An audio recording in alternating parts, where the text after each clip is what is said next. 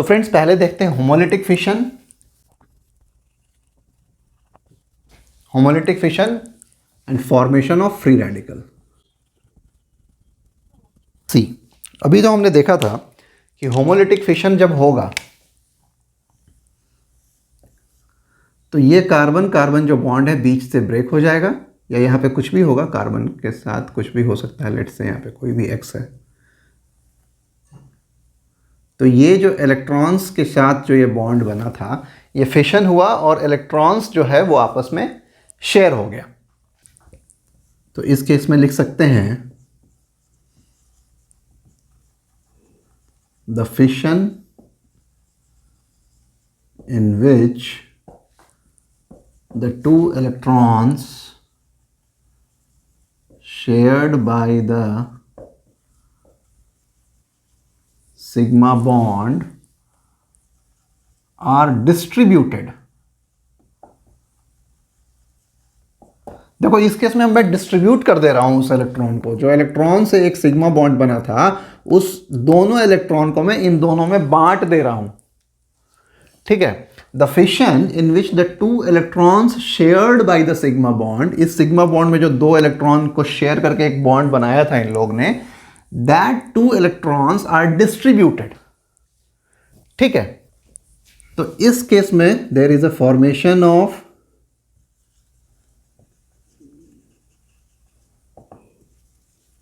Free radical.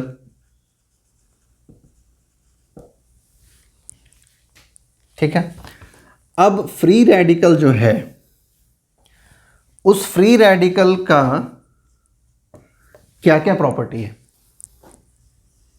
So this free radical is electrically neutral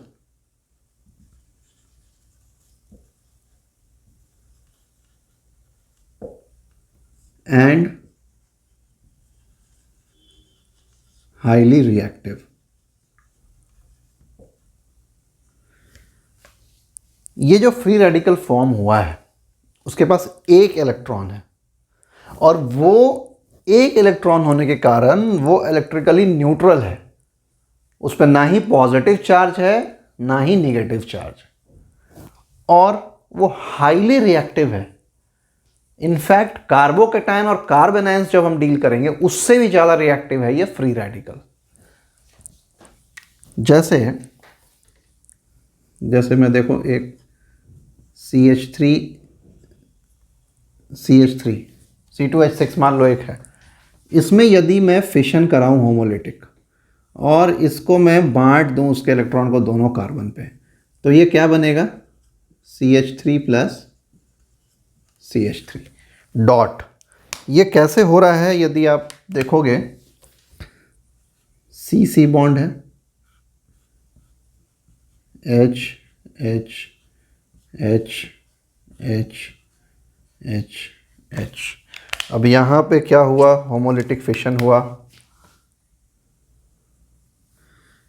ये दोनों electron जो share हो रहे थे वो दोनों एक दूसरे को मिल गए, क्या बना? C dot H H H plus C dot H H H, यानी CH3 और CH3 एक एक फ्री रेडिकल बन गया।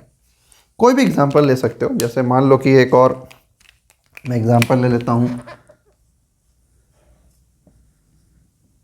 CH3 NH2। इसको यदि मैं बाइफर्केट करूँगा होमोलिटिक फिशन से, CH3 प्लस NH2, तो इस केस में ये फ्री रेडिकल बन रहा है, इस केस में फ्री रेडिकल्स बन रहा है, और फ्री रेडिकल्स जो बन रहा है इलेक्ट्रिकली न्यूट्रल है और हाईली रिएक्टिव है। अब इसकी स्टेबिलिटी जो है, स्टेबिलिटी के बारे में देखते हैं कि मिथाइल फ्री रेडिकल ज़्यादा स्टेबल होगा कि 3 डिग्री का फ्री रेडिकल ज़्यादा स्टेबल होगा। 1 डिग्री, 2 डिग्री, 3 डिग्री मिथाइल या एलाइल ग्रुप अगर आ गया या बेंजाइल ग्रुप आ गया, तो कौन ज़्यादा फ्री रेडिकल जो है ज़्यादा स्टेबल होगा या कौन ज़्यादा रिएक्टिव होगा, वो अभी हम देखते हैं।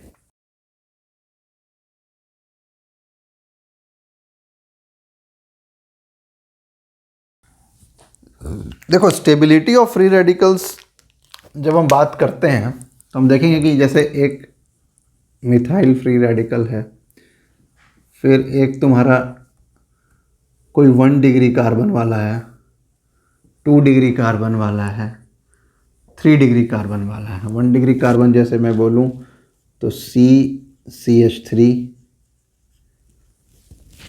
अब इसी C पे CH3, CH3, CH, CH3, CH3, CH3, 3 degree है। कौन सा फ्री रेडिकल ज़्यादा स्टेबल होगा, या उसके अपोजिट बात करें तो कौन सा फ्री रेडिकल ज़्यादा रिएक्टिव होगा, बता सकते हो? इस केस में जो 3 डिग्री वाला फ्री रेडिकल है ये सबसे ज़्यादा स्टेबल है यदि मैं इनको कंपेयर करूं तो स्टेबिलिटी की यदि मैं बात करूं, स्टेबिलिटी जो है ऐसे इंक्रीज हो रहा है।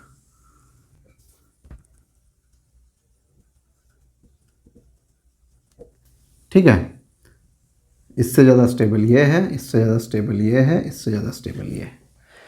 सबसे ज़्यादा स्टेबल जो है वो है 3 डिग्री वाला फ्री रेडिकल। अब यदि मैं देखूं कि मेरे पास एक बेंजाइल ग्रुप और या अलाइल ग्रुप लगा हो तो उसका क्या केस हो सकता है। जैसे मैं अगर बेंजाइल की बात करूं, benzyl free radical, benzyl free radical में क्या है,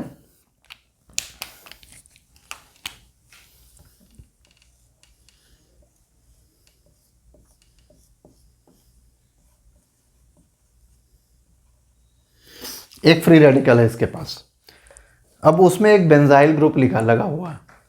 अब देखो ये कैसे, इसके कितने रेजोनेटिंग स्ट्रक्चर्स बन सकते हैं, या ये फ्री रेडिकल जो है वो कितने कार्बन्स में शेयर्ड किया हुआ है। ये फ्री रेडिकल यदि यहाँ जाएगा एक बॉन्ड बनाने और इसको फिर फर्दर देखो इसमें मेजर, देखो अंदर क्या हो रहा है, ये वाला सिग्मा बॉन्ड जो है इसको तोड़ेगा,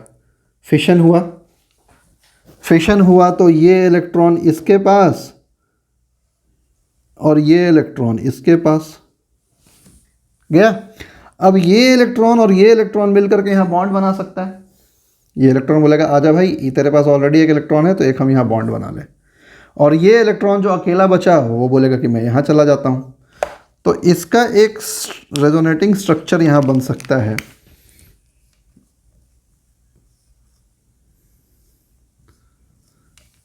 ये इलेक्ट्रॉन यहाँ गया तो यहाँ तो सबसे पहले तुम CH2 लिख दिए, ये 2 पाई बॉन्ड्स के साथ कुछ भी नहीं हो रहा है, यहाँ पे हैं।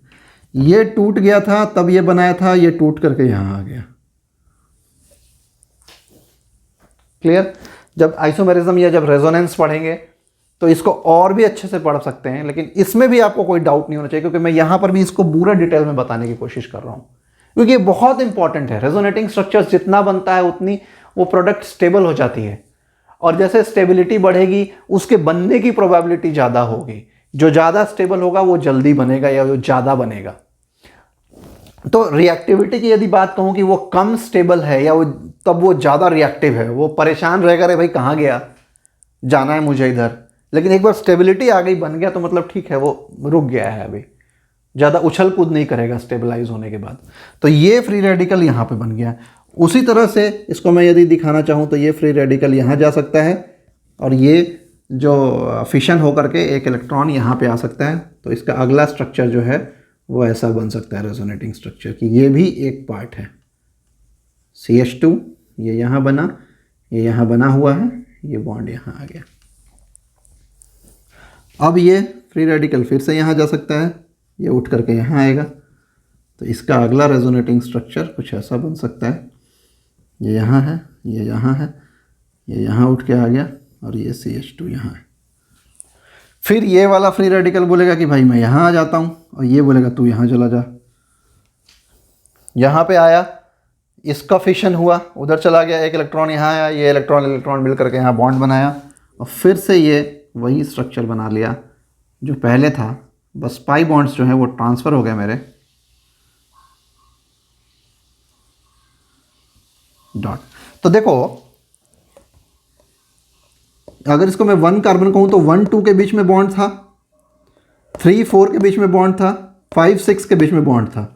ये धीरे धीरे खिसक करके 1 2 2 3 में आ गया, 4 5 में आ गया और 6 5 6 में आ गया।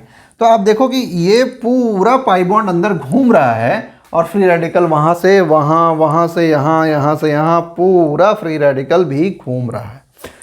तो अब जैसे मान लो ये इस वाले कार्बन के ऊपर एक बोझ आपने डाल दिया, एक 10 किलो का वेट एकदम पूरा सर पे, ये बेचारा परेशान हो गया, अरे यार इतना वेट आ गया। तो इसके पास शेयर करने वाले लोग हैं, इस कार्बन के साथ 6 और कार्बन है, बोलता ठीक है थोड़ी देर मुझे दे दे वेट। ये फ्री रेडिकल वाला आराम से इस बंदे ने ले लिया, ये बोलता है ठीक है भाई अब थोड़ी देर के लिए मुझे दे दे, यहाँ आ गया, इस बंदे के बाद फिर बोला कि थोड़ी देर के लिए मुझे दे दे, और फिर इस बार के बाद थोड़ी देर बाद बोलता है मुझे दे दे। तो आप देखो कि ये जो फ्री रेडिकल था उसके पास जो एक इलेक्ट्रॉन था, वो इलेक्ट्रॉन कहाँ कहाँ ट्रांसफर हो रहा है, 1 2 3 4 और फिर यहां चला गया। तो बेंजीन रिंग में भी 3 जगह वो इलेक्ट्रॉन ट्रांसफर हो रहा है और एक ऊपर में अपने कार्बन के पास था ही। तो ये जो बोझ उसके सर पे रखा हमने इलेक्ट्रॉन का, वो इलेक्ट्रॉन पूरा ट्रांसफर कर रहा है और वो अपने आप को स्टेबलाइज कर रहा है। अब इसको क्या है भाई, इसको अकेले तुमने दे दिया, लो भाई ले करके रखो, तो इसको लग रहा है कि अरे यार इतना भारी रख दिया, मैं किसी को ट्रांसफ़र नहीं कर पा रहा हूँ, बेचारा अकेले ढो रहा है। इस केस में ये इसको पूरा शेयर करके चल रहा है, तो ये कितना होगा, ये ज़्यादा स्टेबल होगा। अब बेंजाइल के बाद देखो उसी तरह से मैं एलाइल की यदि बात करूँ, एलाइल फ्री रेडिकल, तो एलाइल फ्री रेडिकल के केस में क्या होगा, CH2 double bond CH single bond CH2 free radical. अब देखो यहाँ पर क्या हो रहा है, ये फ्री रेडिकल मैंने यहाँ ट्रांसफ़र किया, ये वाला बॉन्ड का एक फ्री रेडिकल यहाँ आ गया। कैसे हो रहा है, बहुत ही आसान है, ये बॉन्ड फिशन हुआ, दोनों के पास एक एक इलेक्ट्रॉन आ गए, ये इलेक्ट्रॉन और ये इलेक्ट्रॉन मिलके बोला भाई साहब हम बॉन्ड बना लेते हैं, इसने बॉन्ड बना लिया और क्या हो गया, ये वापस इसके पास फ्री रेडिकल है, सिंगल बॉन्ड है, CH है, ये फ्री रेडिकल और ये फ्री रेडिकल मिलकर के यहाँ पे बॉन्ड बना लिया, ये CH2 हो गया। अब इस केस में तुम देखोगे कि ये जो दोनों स्ट्रक्चर है और ये दोनों स्ट्रक्चर, ये दोनों आइडेंटिकल है एकदम।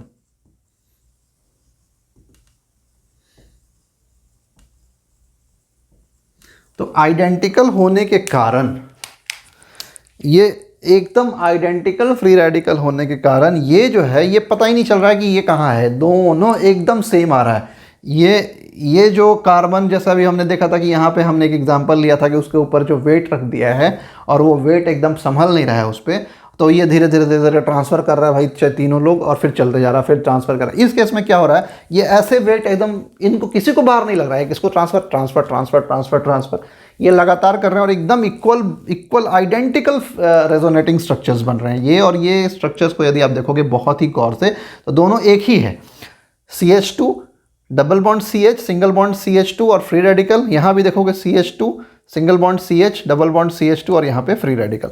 तो ये आइडेंटिकल होने के कारण ये बहुत ही स्टेबल है। Allyl free radicals are even more stable than benzyl free radical. तो ये इनके पीछे तो रेजोनेटिंग स्ट्रक्चर की कहानी है, इनके पीछे कुछ और इफेक्ट्स और ये सारी कहानियाँ हैं। अभी हम देखेंगे जब इंडक्टिव इफेक्ट्स देखेंगे कि वो लेने की कोशिश कर रहा है, डिस्ट्रीब्यूट करने की कोशिश कर रहा है, क्या क्या इफेक्ट्स आ रहे हैं। तो आप जब भी रेजोनेटिंग स्ट्रक्चर्स की बात करोगे तो जितने स्ट्रक्चर्स बनेंगे उतनी ज़्यादा स्टेबिलिटी होती है, लेकिन एलाइल के केस में चूंकि आइडेंटिकल है इसलिए ये उससे भी ज़्यादा स्टेबल होता है। तो स्टेबिलिटी यहाँ पे हम चाहे तो लिख सकते हैं कि स्टेबिलिटी जो है इसकी सबसे ज़्यादा है एलाइल, फिर है बेंजाइल, फिर है 3 डिग्री, फिर है 2 डिग्री, फिर है 1 डिग्री और फिर है मिथाइल। तो ये आप बिल्कुल इस चीज़ को ध्यान के रखना, क्योंकि इससे रिलेटेड क्वेश्चंस भी आपको आ सकते हैं कंसेप्चुअली आप आगे देखोगे तो इसकी बहुत ज़रूरत पड़ेगी स्टेबिलिटी के हिसाब से कि कौन ज़्यादा स्टेबल है, और उसके वो डिपेंड करेगा कि कैसे हमारा प्रोडक्ट फॉर्म हो रहा है। तो ये मैं बात कर रहा हूँ स्टेबिलिटी की, क्योंकि स्टेबिलिटी और रिएक्टिविटी बिल्कुल अपोजिट होती है। बहुत बार आप यही देख करके बोलेगा कि नहीं ये ज़्यादा रिएक्टिव है, ज़्यादा रिएक्टिव नहीं, ये ज़्यादा स्टेबल है, बिकॉज ये आइडेंटिकल रेजोनेटिंग स्ट्रक्चर्स बना रहे हैं और इसमें बहुत सारे रेजोनेटिंग स्ट्रक्चर्स बन रहे हैं। उसमें उस तरह से वो जो फ्री रेडिकल है उसमें इलेक्ट्रॉन की शेयरिंग किस तरह से हो रही है, इफेक्ट्स कैसे काम कर रहे हैं। तो ऐसे ही इसकी स्टेबिलिटी हम इस तरह से देखते हैं, allyl benzyl 3 degree 2 degree 1 degree and methyl. अब आगे बढ़ते हैं, इसी का होमोलिटिक फिशन के बाद नेक्स्ट जो हम देखेंगे वो है हेट्रोलिटिक फिशन।